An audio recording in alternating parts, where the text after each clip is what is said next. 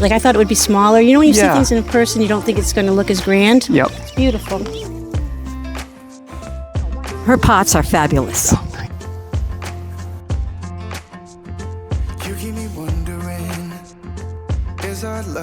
Someone recently asked me if the deer come and eat my containers, and they hadn't, but guess what? Right before tour, they struck. Hi, it's Steph. Welcome back to our garden. This evening, we're hosting my local garden club for a tour of our garden. And last week during the video, I had shared these 3 planters that I have here on our patio and how much I loved these hot colors and how they were doing beautifully this season. And I had a viewer, Jennifer, ask me if deer ever ate my container plants. And up until that point, they hadn't. But wouldn't you know it, the day before we're about to have a garden tour, they would strike.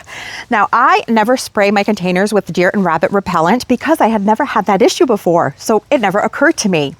But George was also doing some yard work. He was cutting the lawn and doing some edging, and he came over and told me that he had found a big something on the lawn. And I had told him, well, look, something ate my plants. So we went to look at our cameras to discover what had been in our yard.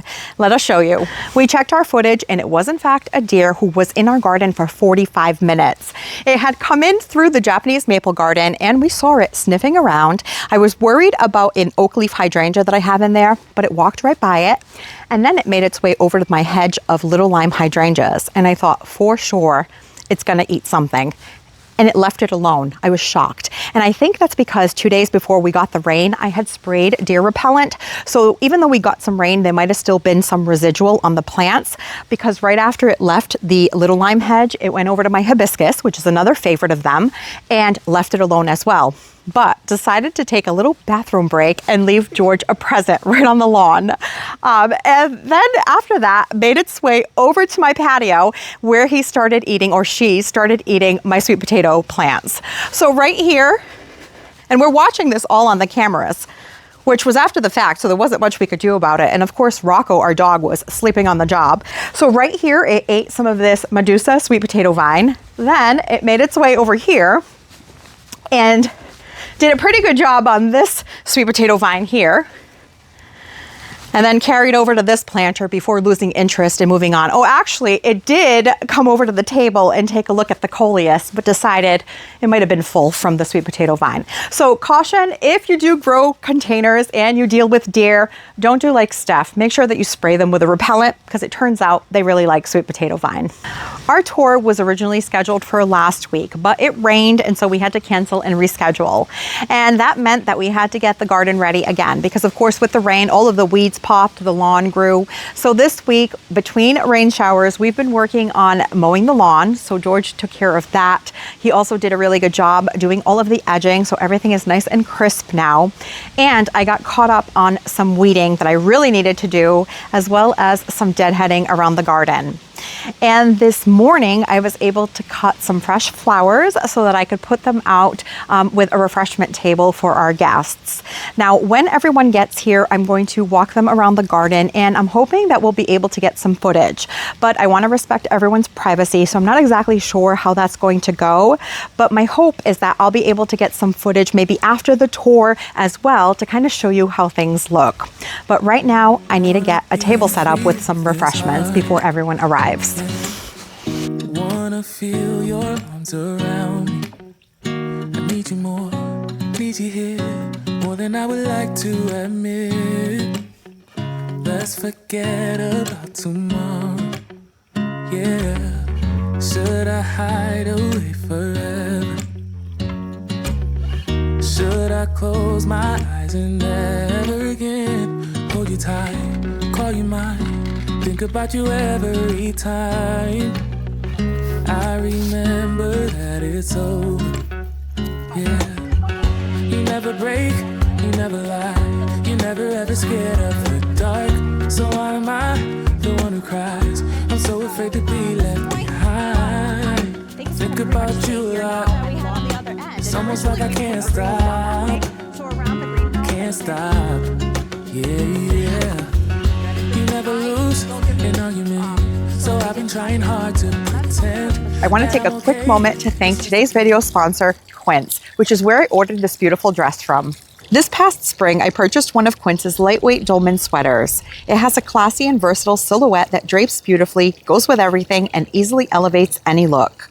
When I find these comfortable and effortless pieces, I can't help but buy them in other colors. This lightweight cotton cashmere fabric will be the perfect weight as a transitional top for late summer through fall. Quince focuses on high-quality wardrobe essentials made from natural fabrics like cotton, linen, cashmere, and silk, all at really reasonable prices. Everything I've ordered has felt soft, well-made, and elevated.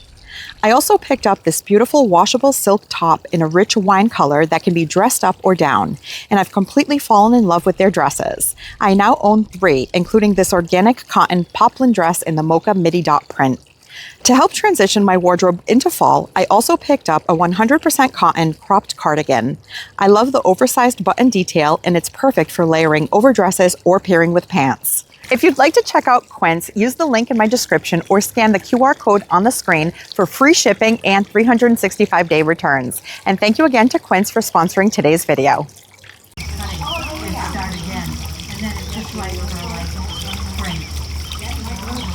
How long have you been gardening?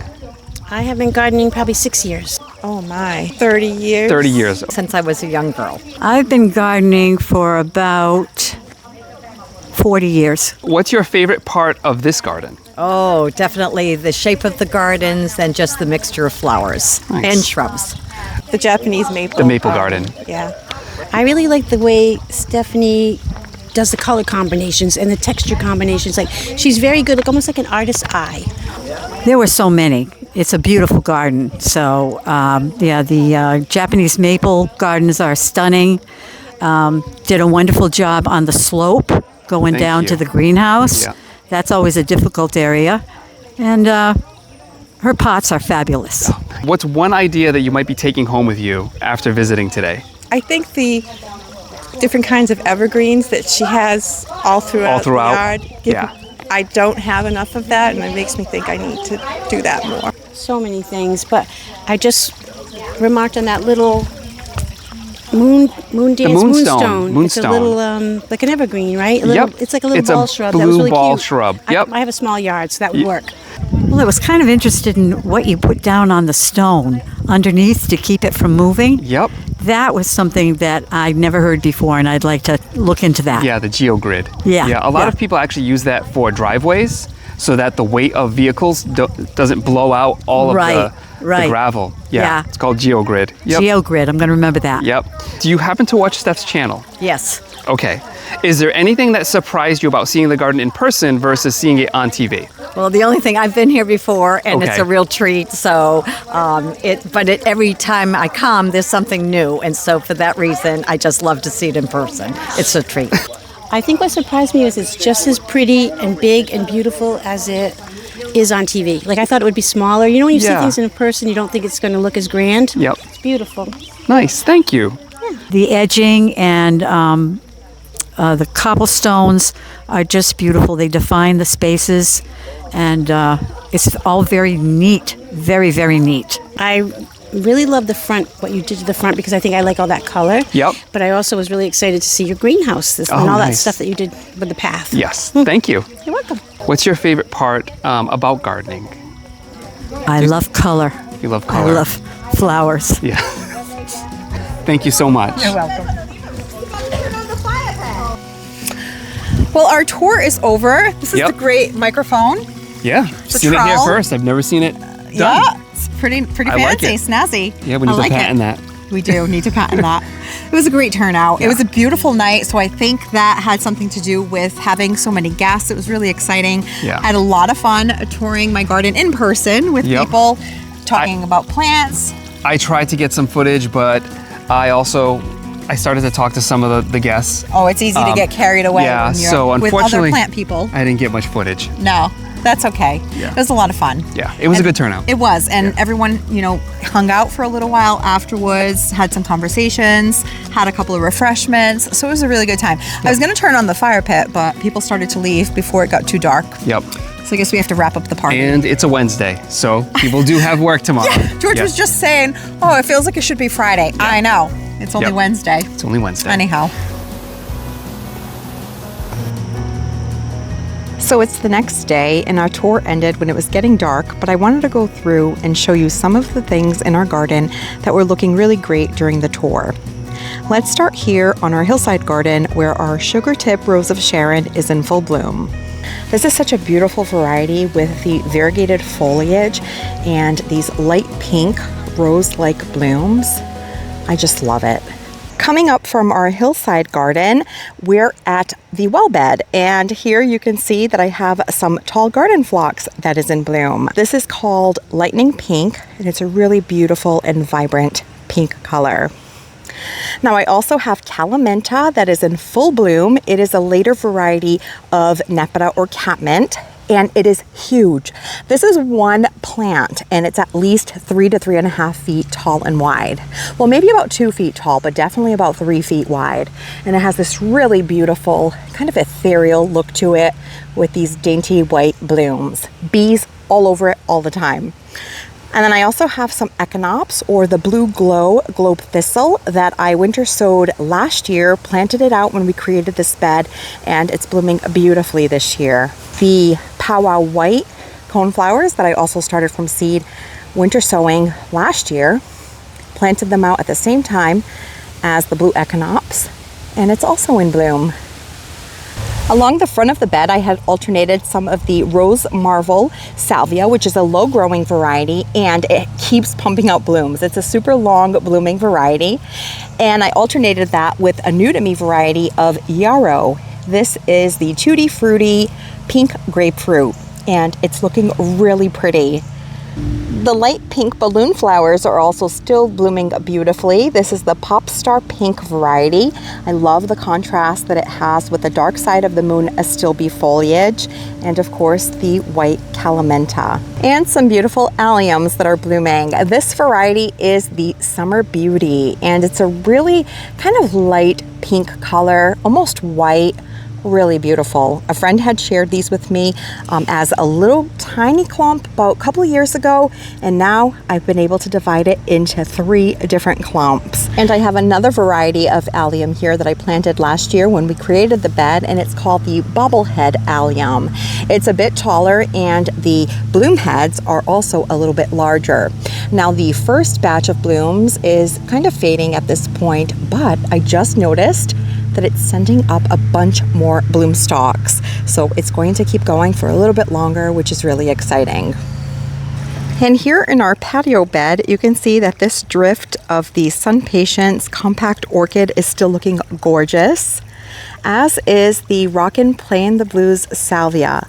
It's really filling out the later we get into the season, and they add such lovely color. And I also have some Verbena bonariensis that just self-seeds itself in this bed, and some meadow rue that I planted and completely forgot about. I planted it in the spring of 2025, and this year was the first time that I got to see the blooms, which was really exciting. My coneflowers are just past peak, but they still have lots of color on them. And my hedge of the Firelight Tidbits look beautiful. They are really filling out and starting to touch at this point. Well, they are touching. And they're even getting a little bit of that pink coloration that they get as we get later into the season. By fall, these are going to have a ton of different shades of pink and antique mauve and look absolutely stunning. Of course, the Joe Pye weed, standing nice and tall in the back there, is also blooming now, as are some of my Japanese anemones. This is either the September Charm or the Robatissima. As we round out the corner of the bed, my Millennium Allium is also blooming.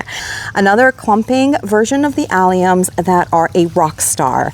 This blooms for a long time. The deer and rabbit leave it alone, and the pollinators absolutely love it. Such a great perennial for the mid to late summer garden. And here in the front borders, the Bobo hydrangeas are having a super good year, and I think that's due to all of the rain that we've been getting in the last couple of weeks. They're really happy, really filling out and blooming beautifully. But my favorite thing in this bed at the moment is my white Casablanca lilies. They are so fragrant and just so striking, and they actually look beautiful paired with Rudbeckia. I had a bag of bulbs that I planted several years ago now, at least 3 to 4 years, maybe even a little longer. And they were the Longfield Garden bags of bulbs that you can get at Costco. And they've spread happily in this area and they look gorgeous. They're anywhere from 3 to 4 feet in height, but I really love them. And the fragrance, like I said, is so lovely.